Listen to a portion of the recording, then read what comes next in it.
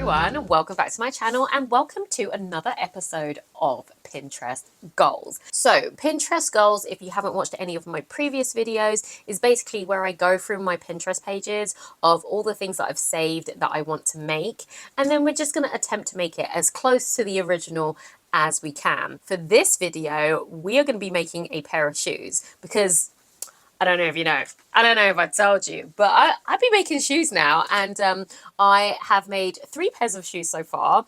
Each one has got a little bit better than the rest. I think I've only shown you 2 on video. My first one, which was the pair of mules that I made, and then the next one, which were the wedding shoes, which was a struggle, but we got there. The third pair of shoes I haven't actually shown anyone yet, mostly because I didn't really make it on camera. So I'm going to show you here, and then we're going to talk about the ones that I want to make for this video. So be prepared. This one, new skills, learned how to use a platform, and also used my rhinestone rope again, which I really love, and ended up with these Barbie shoes. I know I should have made a video about it, but I didn't really know what I was doing because I'd never used a platform or like a heel this high, so I was just kind of winging it. On top of that, I was also traveling a lot, and then when I was making the wedding shoes, I had to kind of stop making these ones so that I can rush forward and do that. So I finally finished these like a week ago.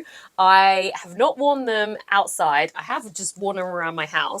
I don't have anywhere to go. So if you want to be my friend so that we can like go places, I'm absolutely up for that. Taking applications, you know, comment below, let's be friends. I think they're so cute. They are not the best made. Like, again, I learned how to do it. There's a few gaps in here, but I'm just like, that's where my toes are going to be. You're not really going to see it. But overall, I think I did a pretty good job for first time a lot of things. First time platform, first time like a big heel, first time high-heeled mule, just all of this stuff. So yeah, I'm very happy with these, and now all I have to do is go out somewhere. I haven't seen the Barbie movie yet, so maybe we'll wear these to go watch a movie. Go watch Barbie. These are my cute shoes. Look at the bow at the back. Look at that bow. I did that myself. I'm very proud of myself. Anyway, these are the shoes that you will most likely not see a video on. And now let's talk about the shoes that I'm actually making a video on. 2016 or 2017 was the year. Gucci were having a moment with their Marmont collection.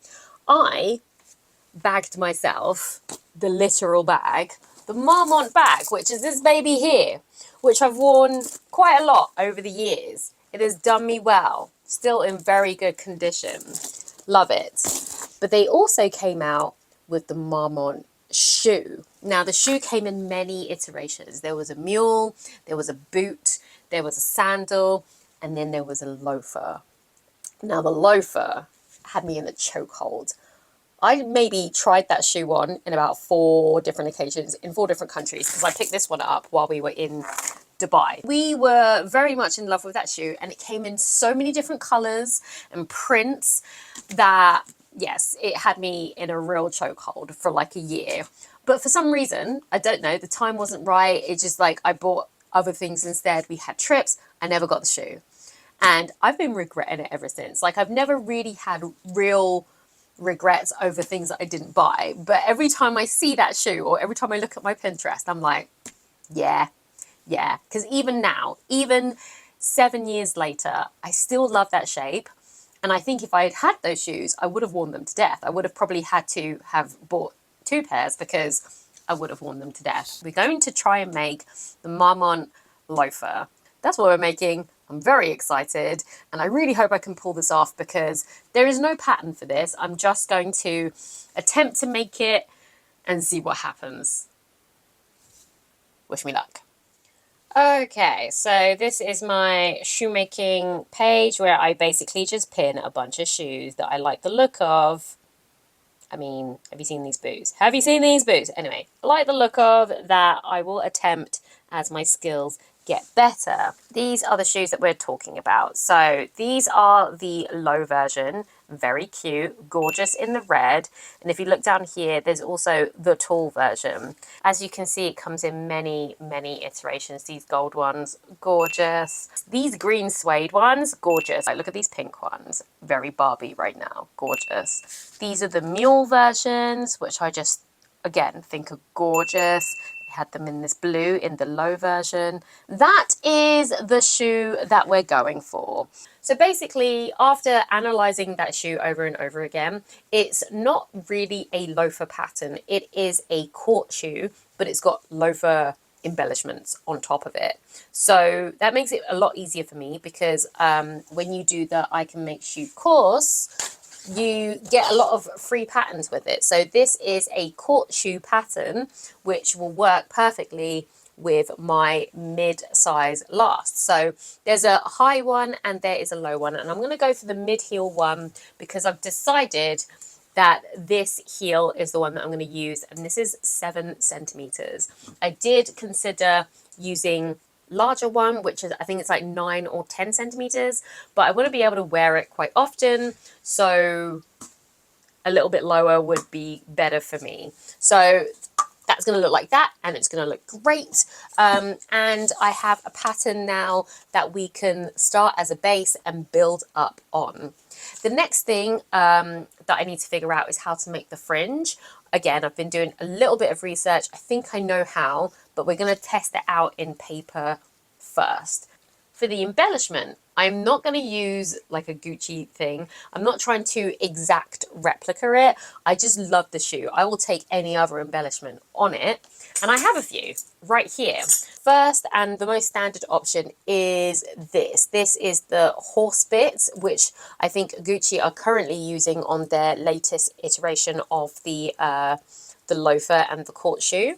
I have this giant one, which I just got very excited when I saw all the different bits. This one may possibly be too big, but I think this would look really good on a boot, maybe around the ankle, something like that. So we'll use that for a later project. And finally, I have this one here, which is another like horse bit, apart from this one has bamboo on it. So you can see it's got like a little bamboo detail, which might be nice. We don't know. But that's the hardware that I'm thinking. So it will look slightly different, but the actual shape of the shoe will be the same.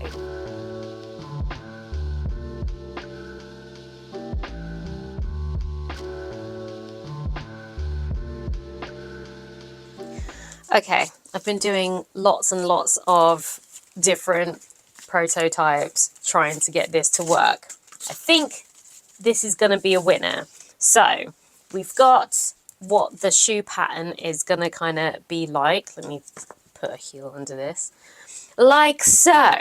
We cut it so that they're in strips, like all the way, and then joined at the bottom.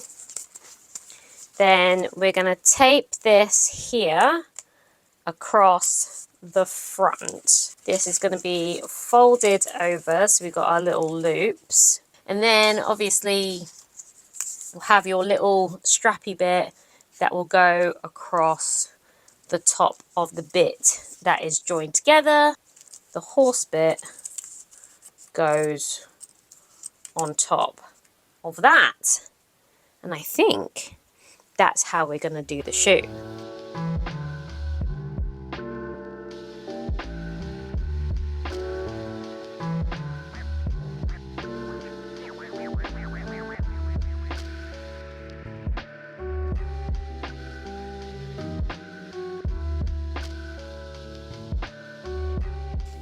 So I think I have figured it out.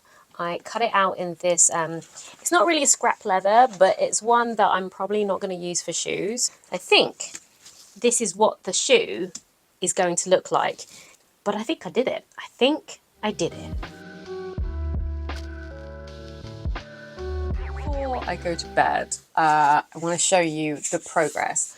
I have taped this together. So instead of sewing it, I've just used masking tape, done the seam allowances, and put it on the last so that we have a good idea of what it's going to look like. Now, I haven't actually put the insole on there, so it will look a little bit thicker. There'll be a little bit more hump here and hump at the back. But essentially, this is what it looks like. Now, most shoes have a stiffener put in the back to keep this rigid, and also a stiffener in the front to keep the toe rigid. It's called a toe puff. But in terms of the placement and where everything is, I'm actually quite happy with it. I definitely need to use a thicker leather because this is too loopy. I definitely do want it this height though. So in order to keep it rigid and together, we need to put that in a thicker, less floppy leather, which I have. So I'm going to look through my selection and see what we have. Other than that, I really like how it looks. I like the little loops that I made here to keep the horse bit in place. But I actually think it's going to be a really cute shoe. I'm not going to make a mock-up because this is the mock-up. I'm really happy with how it's going to look. Let's go and choose the leather to work with. Okay, so we're in my spare room and this is all my leather. It's a lot. We've got really small scraps in the box, and then in that little small box is all the faux leather. But all of this stuff are the real leathers that I've collected over the years, and especially since I started making shoes. This patent green leather, which is absolutely gorgeous, is kind of what I'm thinking of making the shoes out of. But I've never actually worked with real patent leather. I've worked with vinyl, and I don't know how easy or hard this is going to be to work with. But this is what I'm thinking. Other options, we've got this really nice kind of like dusty taupey pink. I also have this thick blue, and I've got loads of it. This is like half a hide, so this is half a whole cow, and the same with this one. We've got this khaki green here, which looks nice. I've got quite a few blacks. I've got this actual taupe colour, which is going to be for another project. This is what I wanted to make a pair of boots out of, so we're going to save that. And then I've just got like various other colours which I got from my mystery package, which I got from GH Leathers, and it gave me loads of lambskins. So these are all quite soft. Like, look at this orange.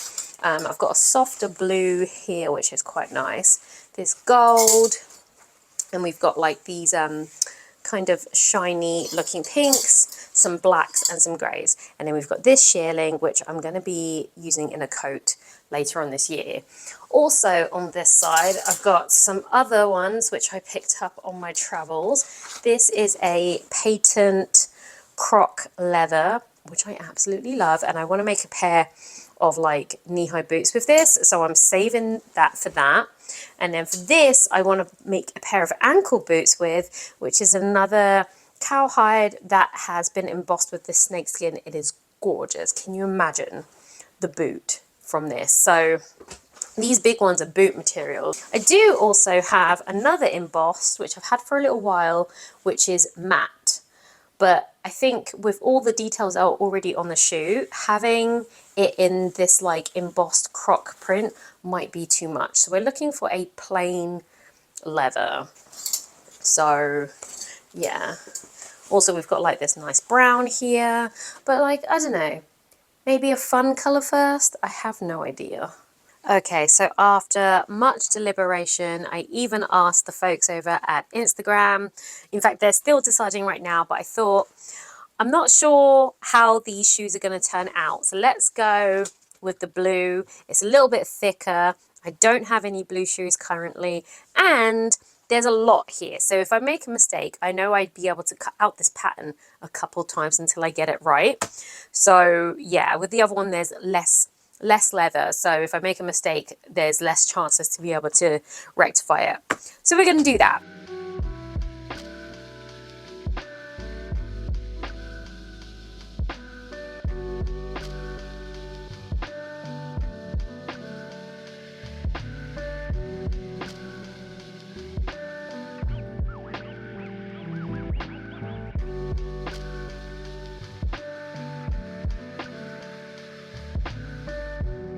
Good morning. So I've been to the gym, done all my morning stuff. We're getting back on these shoes. So far we've cut everything out. We did that last night.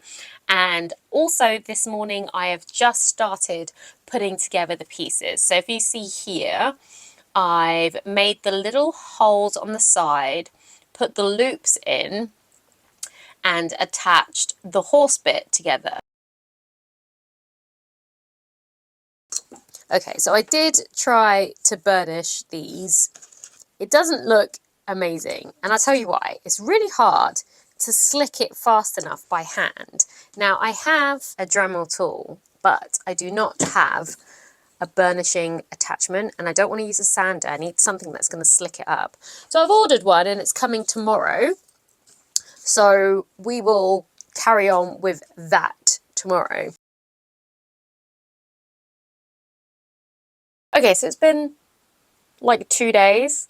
I went to London, where I may or may not have bought some more leather, but we're not going to talk about that, and we won't be doing a video on it because I can't let you see the extent of my addiction, but I will show you where we are with the shoe. When I last left it, it looked like this. This looks mad, but I wanted to see, now that I've sewed it up, what it looks like when I just tape it to the last.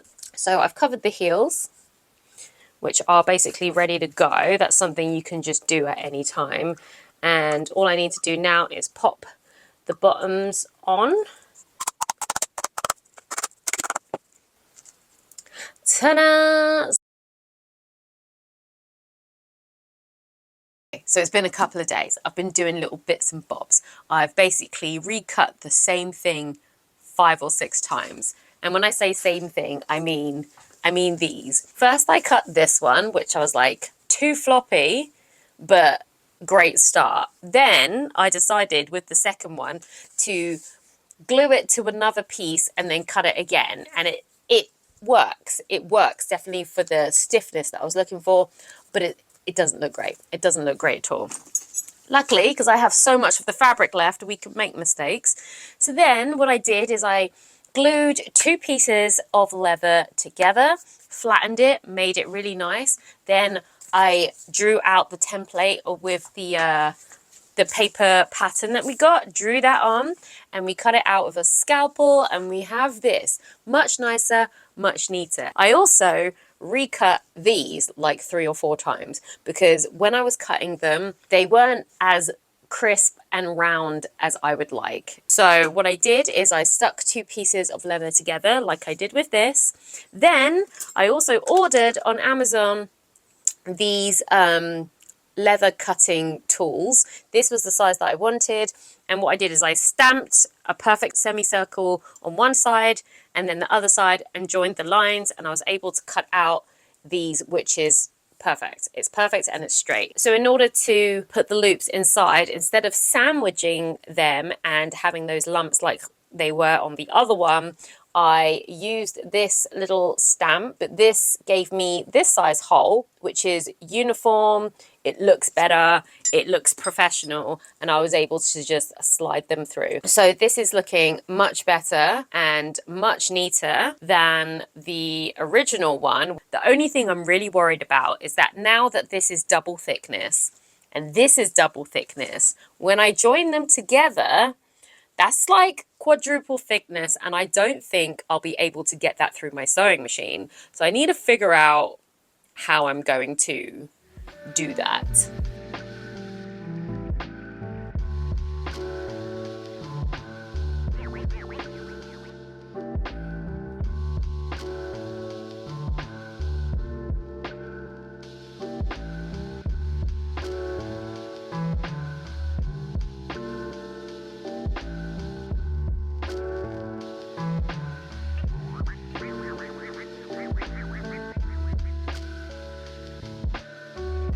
Progress on the shoe. I've kind of put together the first shoe.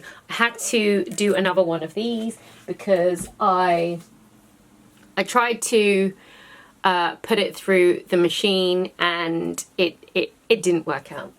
It was too thick. So because the glue that we have is industrial strength glue, it's not going anywhere. I actually just glued it all together and it looks very neat.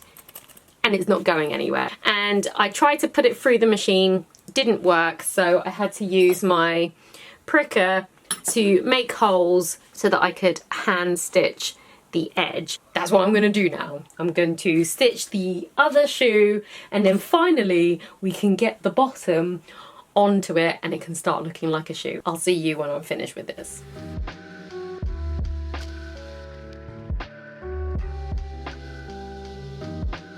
This is where we are right now. This weird boat looking thing is indeed a shoe. What I've done is I've lasted the lining onto the insole. Let's go last the other shoe so they're both at the same place, and then we're going to put the stiffeners in, which I've never done before, so that should be fun.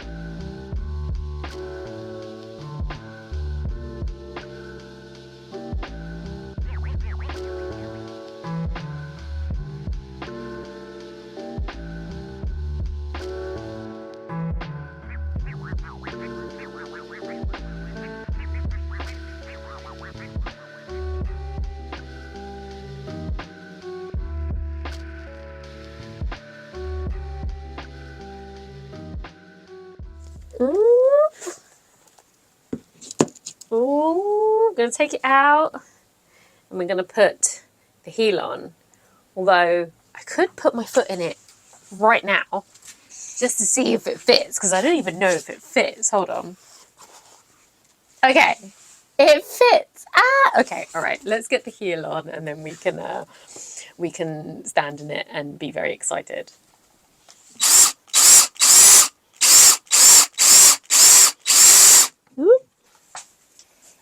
Okay, I have my mask on because I'm gluing, but I've taken the shoe out and the heels are on, and all we have to do now is glue the insole, which I made this morning. So we're going to glue that in, let it dry, and then we're finished.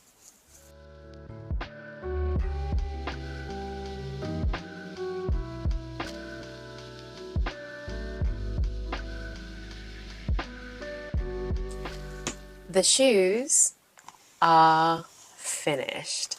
I can't believe that I made these shoes. Now, did I make mistakes? Yes, I did. I'm going to do a little side-by-side comparison. I'm going to put these here like that, and I'm going to put the shoes here, and tell me if they look similar. Obviously, it doesn't say Gucci here, but I really love how they turned out.